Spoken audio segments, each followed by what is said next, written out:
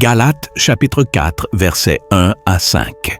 Or, aussi longtemps que l'héritier est enfant, je dis qu'il ne diffère en rien d'un esclave, quoiqu'il soit le maître de tout. Mais il est sous des tuteurs et des administrateurs jusqu'au temps marqué par le Père. Nous aussi, de la même manière, lorsque nous étions enfants, nous étions sous l'esclavage des rudiments du monde. Mais, lorsque les temps ont été accomplis, Dieu a envoyé son Fils né d'une femme née sous la loi, afin qu'il rachetât ceux qui étaient sous la loi, afin que nous reçussions l'adoption. Dans Galates chapitre 4 du verset 1 à 5, l'apôtre Paul nous enseigne la différence entre l'enfance spirituelle et la maturité en Christ.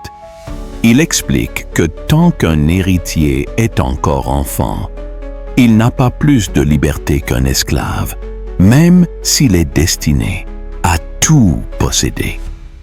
Il reste sous la tutelle de ses responsables jusqu'au moment fixé par son Père. De la même manière, avant la venue de Christ, nous étions comme des enfants, esclaves des principes de ce monde. Mais lorsque le moment parfait est arrivé, Dieu a envoyé son Fils, né d'une femme, soumis à la loi, pour nous racheter. Ainsi, nous ne sommes plus esclaves, mais enfants adoptifs de Dieu, héritiers de ses promesses. Cela signifie que nous devons croître dans notre foi.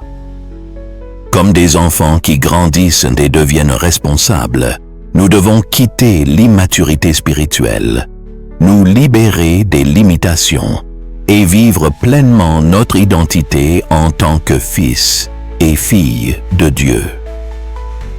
La maturité spirituelle nous conduit à expérimenter plus profondément l'amour, la liberté et l'héritage du royaume. Vous êtes bénis dans le puissant nom de Jésus-Christ.